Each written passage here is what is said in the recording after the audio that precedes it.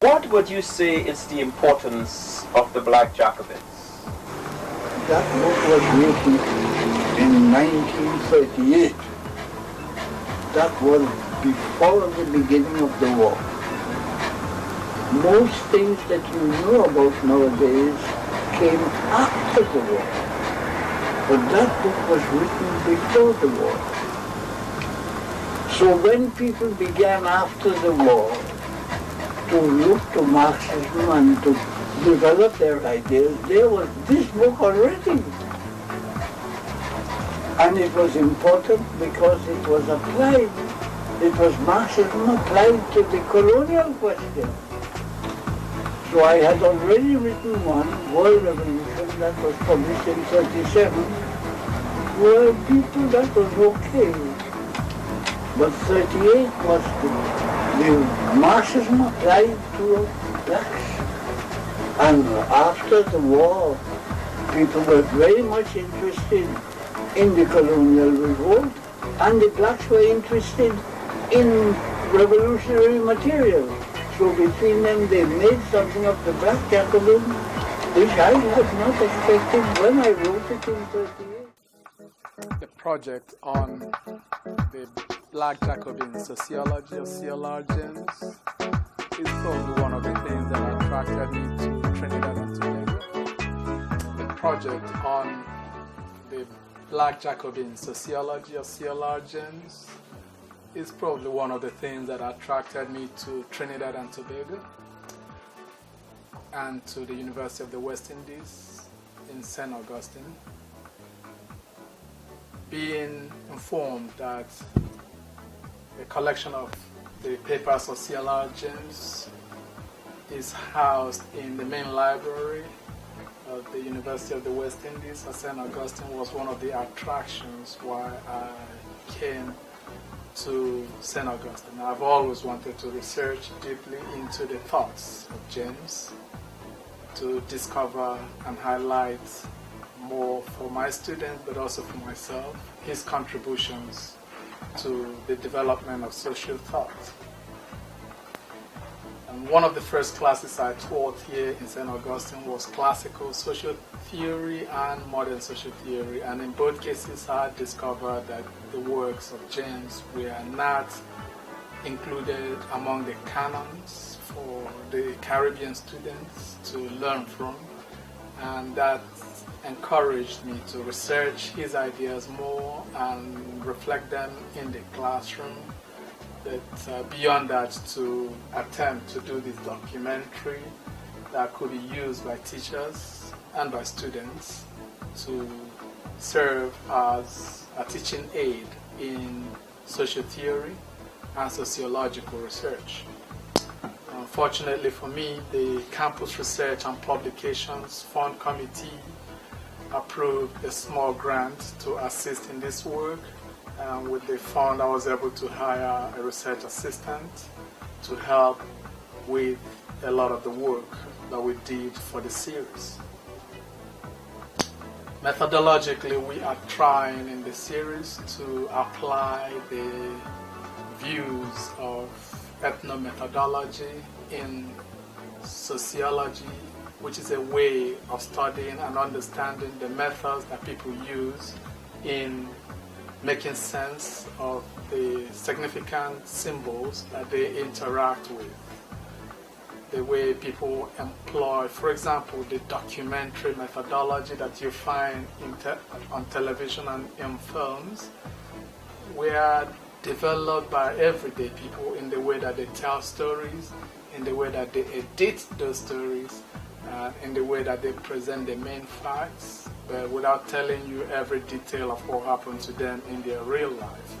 That is called the documentary methodology in ethnomethodology, a type of sociology. And we have tried to approximate that in this documentary series by interviewing scholars and activists as well as acquaintances of James to see how they make sense of the significant contributions that James made and how they can apply those contributions directly to the development of sociological theory for the benefit of students in the Caribbean, but also for the benefit of sociologists worldwide. Because James is known and renowned as one of the major thinkers and philosophers of the 20th century. The research brought us into contact with Professor Kojo, who had already done an interview with James when he was still alive. And interviewing Kojo first kind of helped to situate our project properly, in the sense that Kojo challenged some of our assumptions and helped us to think more clearly about what we are trying to do. But he also allowed us to view his own interview with James and gave us permission to use footage of his interview in our production. That was a very huge help to our own production. We also interviewed Professor Gordon Rollet, the man known as a walking encyclopedia of Caribbean literature and Caribbean culture. We also interviewed the leading historian of Trinidad and the Caribbean, Professor Bridget Brereton. And in London, we were lucky to have been able to interview the cousin of CLR James, Dakus Howe, who cared for him in his last days in London. Dakus' wife, originally from Tanzania, Lila Howe, was also helpful with information on discussions and theoretical implications of James's questioning style when they were caring for him. And in New York, we were also very lucky to gain the time of Professor Manning Marable of the Columbia University, who highlighted for us the relationship between the work of James, the work of W.B. Du Bois, and the work of Eric Williams. We call them the three founding texts of Black studies, and many other interviewers that I cannot mention here. But the challenge for us in completing the production is whether to take sound bites from all these interviews, talking heads, the way, for example, music TV has popularized. Listening through all those interviews convinced us that it would be a disservice to the interviewees and also to our subject matter if we adopted the conventional methodology of editing by only shortening all these tapes of interviews into a few minutes to fit into television.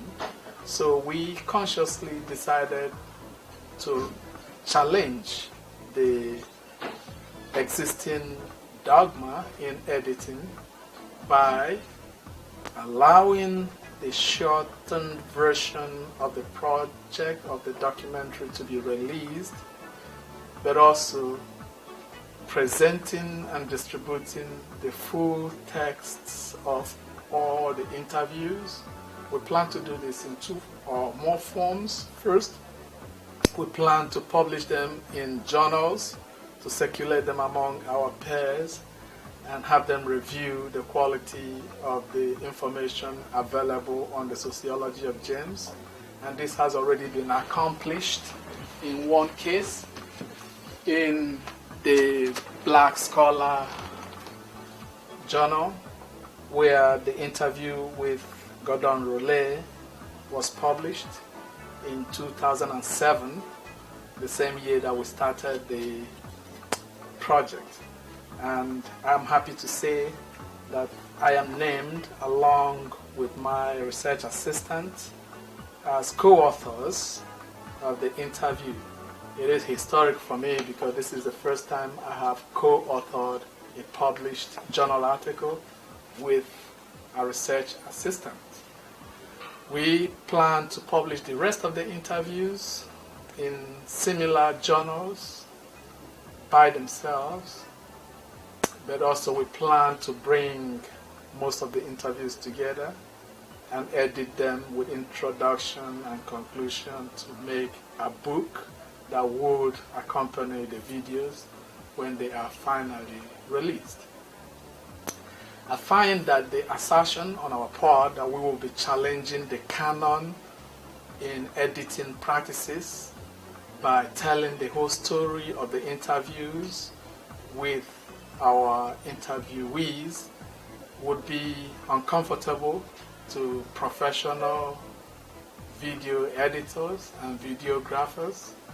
But I want to emphasize again that we are varying the forms in which we are going to release our production. There will be a book, there will be journal articles, there will be full-length DVDs of each interview, and then there will be shortened, edited, well, they're all edited, the journal articles, the book, and the DVDs are all edited, but the shortened excerpts of the interviews will also be available on demand to educators and to broadcasters when suitable.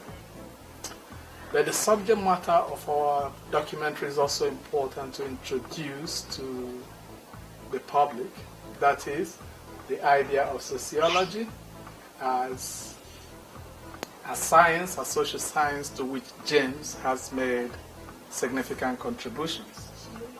I would like to preface that comment by sharing with the viewer that the Department of Behavioral Sciences in the University of the West Indies, which I currently head, decided to honor James by naming a chair or professorship after him, the CLR James Chair in Sociology.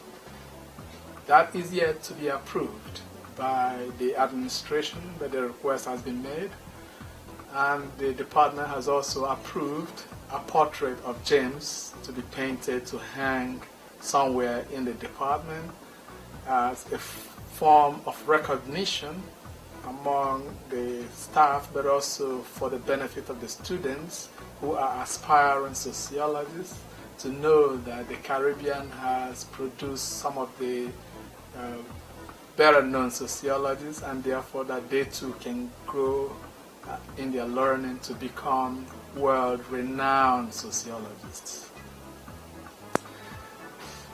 James's contribution to sociology, I find, can be divided into three or more subheadings. The sociology of history or historical sociology, the sociology of arts and literature and sports, the sociology of education, and political sociology. These were the questions that we posed to all the interviewees. We asked them to share with us what they would consider to be James's most important contributions to historical sociology. And in each case, they highlighted the Black Jacobins as the most important historical sociological piece from James. And we do agree with them in that emphasis because the book, The Black Jacobins, which celebrated its 70th anniversary in London this year, the 70th anniversary of the publication of the book. And I'm happy to say that we are invited to that conference to present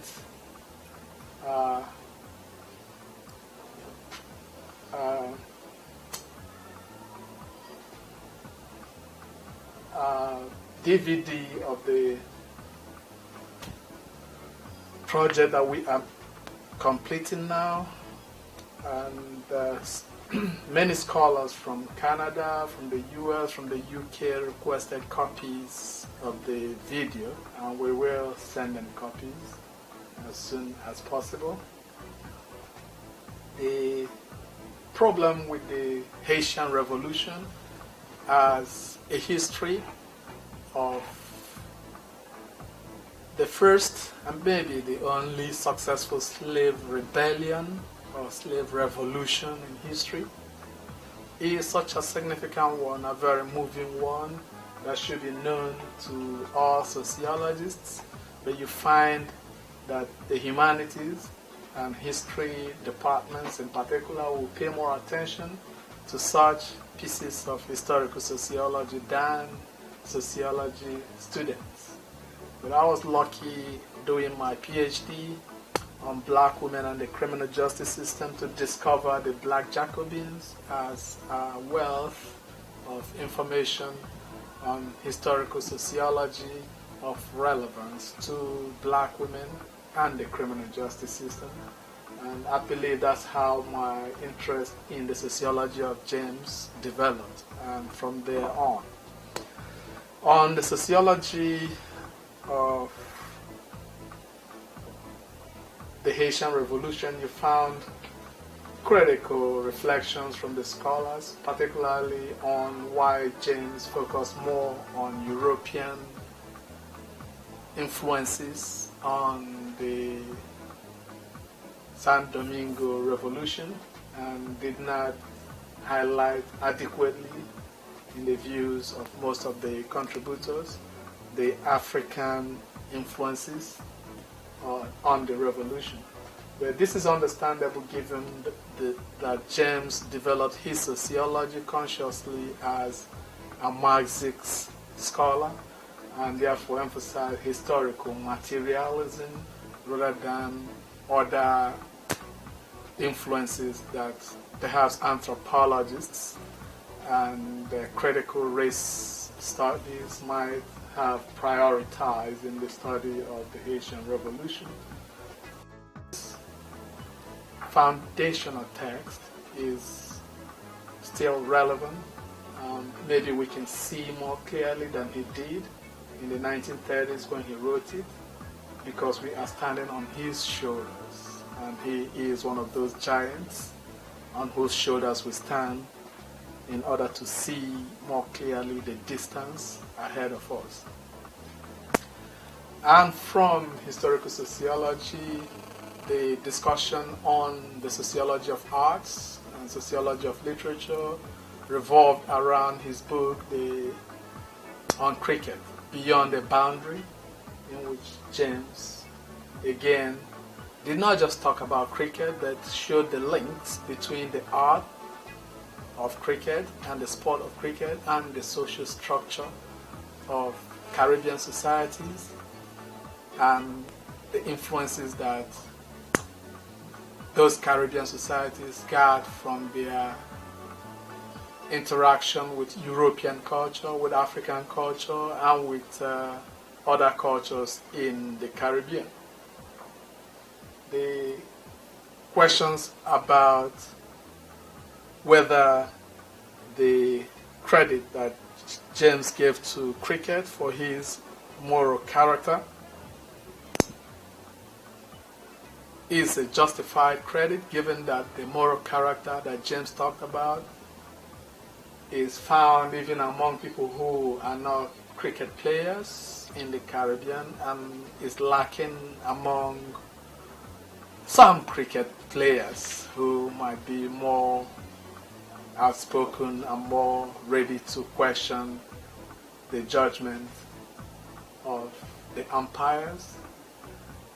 But again, that is the benefit of hindsight, that we are reading James against other texts now, and therefore think that maybe if he was to write a book today, he would perhaps make different emphasis.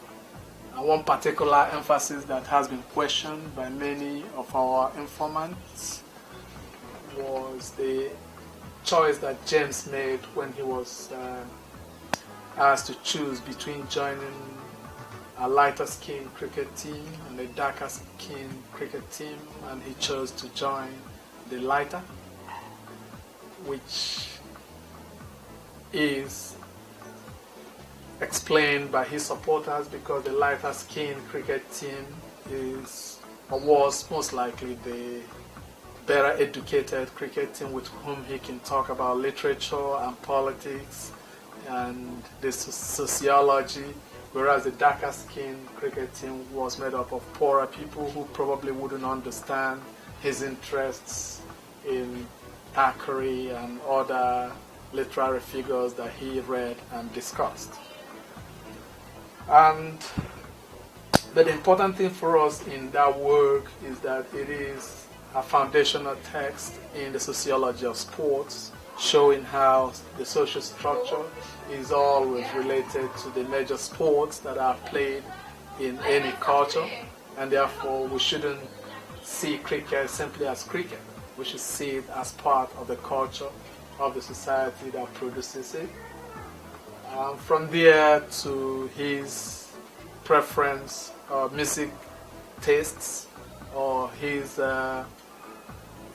preference for the artistic works of European painters, his preference for classical music.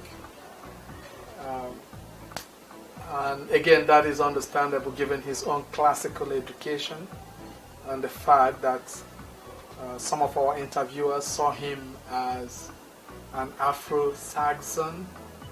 But it's also true from the interviews that James was a lover of calypso and a lover of mass culture. And that was noted very well, especially in his book on American civilization, where he studied the comic strips,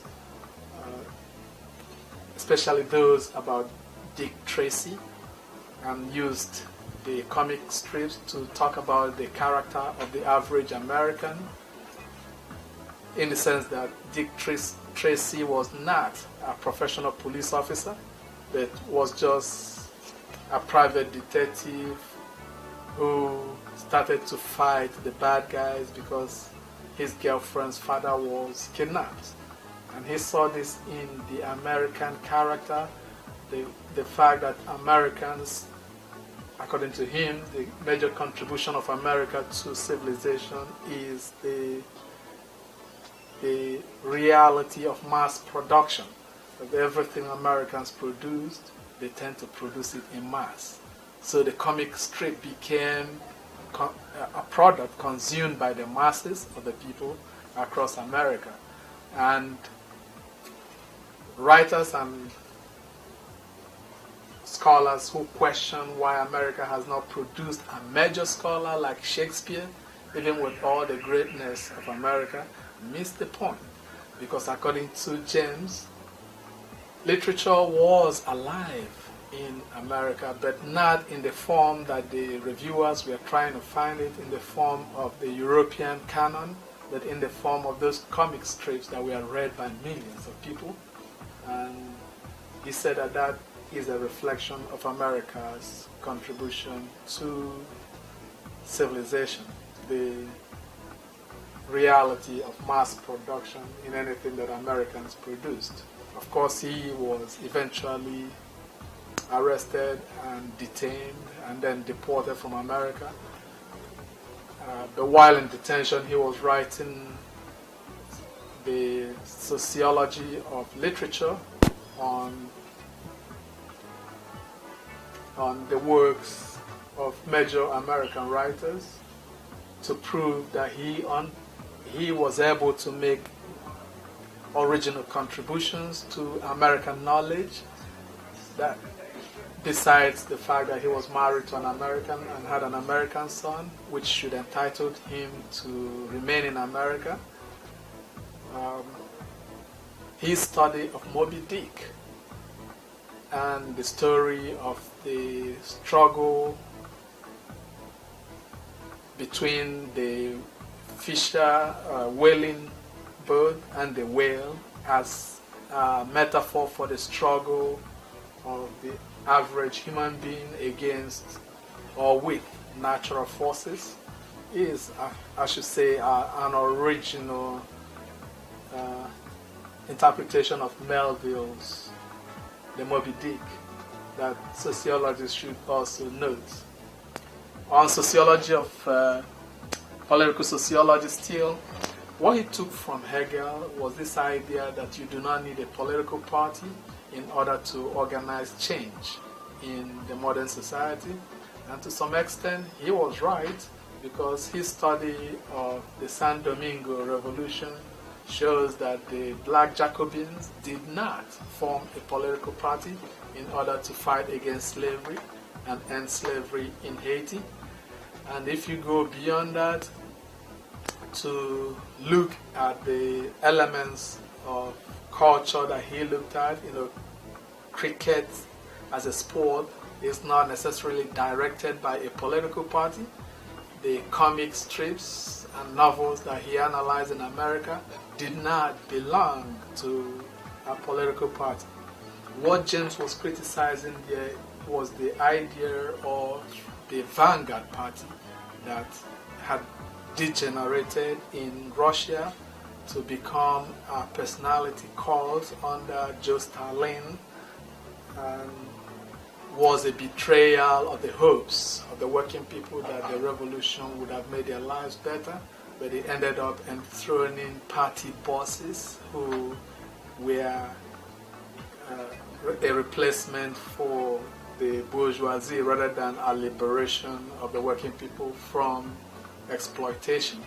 So he called that state capitalism, and he said that yes, what he was doing in State Capitalism and World Revolution, which was published in 1950, was a contribution to sociology, a sociology of property relations. That just because it's not individuals who own the means of production does not mean that those countries in Eastern Europe were socialist, that what they were practicing was state capitalism. The means of production were owned by the state, but still the workers were exploited, he argued. That was an original way of thinking, and his prediction that those vanguard parties in Eastern Europe would collapse under the weight of the critique and resistance of the ordinary workers proved true. Well, just about the time that James died in 1989, the Eastern European single-party states were collapsing. But James's prediction that they were going to be replaced by genuine socialist societies did not prove true, because they were almost all replaced by capitalist regimes which were strongly backed and organized by political parties. So the questioning of the relevance of political parties by James is an inconsistent one in his contribution to social theory, given that James himself did form and lead the Farmers and Workers' Party in Trinidad, apart from belonging to the Trotskyite Socialist Workers' Party in the US. But of course he did break with Trotsky, and he broke with Trotsky over this theory of state capitalism and world revolution, because Trotsky was still defending the vanguard party, the Bolshevik party, and the revolution in a way that James did not agree. According to James, the revolution had already been derailed, and therefore it had to be critiqued, it had to be opposed, and the workers had to be encouraged to use spontaneous forms of organization to achieve their goals of liberation from exploitation and oppression. So on that note, the jury is still out, because one, James did predict that the parties would collapse. Two, Toussaint Louverture did not form a party in Haiti. Neither did Rastafarians form a party. Neither did Martin Luther King Jr. form a party in America. but that might be their weaknesses, because Nelson Mandela joined the political party and was able to achieve a lot through the ANC and African National Congress and the alliance between African National Congress and the South African Communist Party. Maybe that is part of the reason why some of the gains that, say, Martin Luther King Jr. got from the civil rights movement could not be sustained. Maybe there is still a place for political parties as agents of change. So that lesson that James took from Hegel is suspect. The advocacy on his part for spontaneity rather than disciplined organization is not shown in his own work, because he was an organizational man through and through. His critique of Walter Rodney for trying to take power in Guyana prematurely, according to James, is actually a reflection of this theory of the withering away of political parties. Because Walter Rodney did form a party, the Working People's Alliance, and tried to campaign for office, but was assassinated before any of that could come to fruition. And James's response to that was that he should have known better. But I think Rodney was correct in forming a party and using the party to lead the people towards self-determination. James, perhaps if he had remained in the Caribbean and organized politically, maybe he would have made more impact on the society, although we still admire the contributions that he made in the realm of thought. But I think he would have been better able to put into practice some of those thoughts, and maybe his writings will be more about the Caribbean, not about Hegel and the Bolsheviks, which are important but not very relevant to the Caribbean people in their everyday struggles. In that sense, he did not seem to preach what he was practicing in political sociology. His practice was to organize on the ground, but his theory was that organization, especially party organization, was not necessary. But that was because of his critique of one-party states, vanguard parties in Eastern Europe. However, not every political party would take that form. And James obviously knew that. That's why he did form his own parties and tried to lead.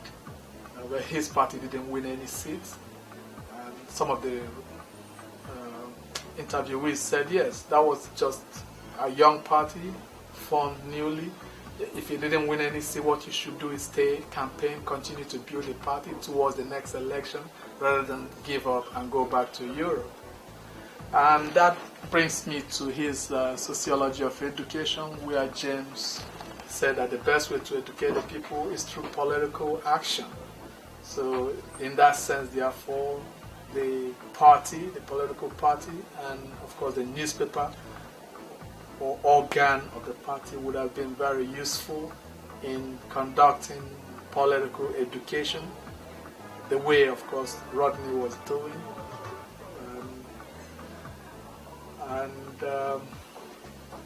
The way James himself did, to a great extent.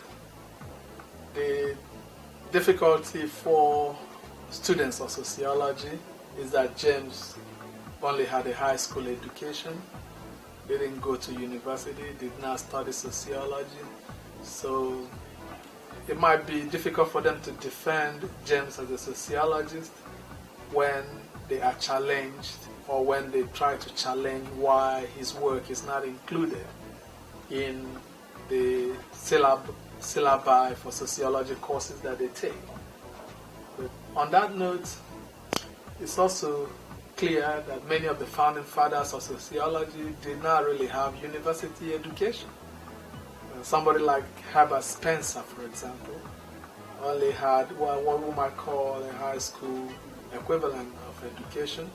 And those of them that went to university really did not study sociology specifically.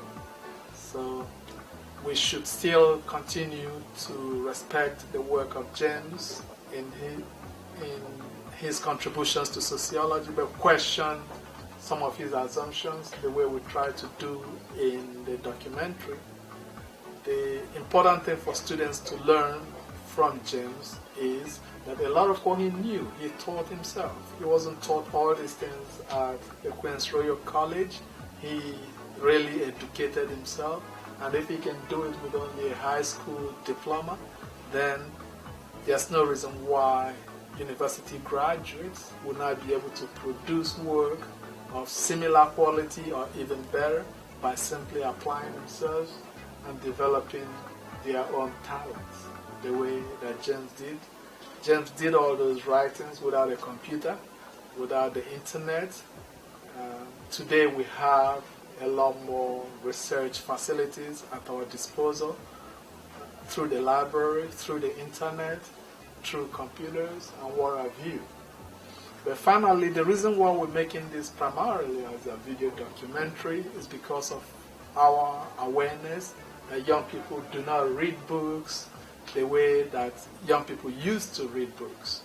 And I'm not just talking about any ethnic group. All young people all over the world tend to privilege the digital information source over the textual one.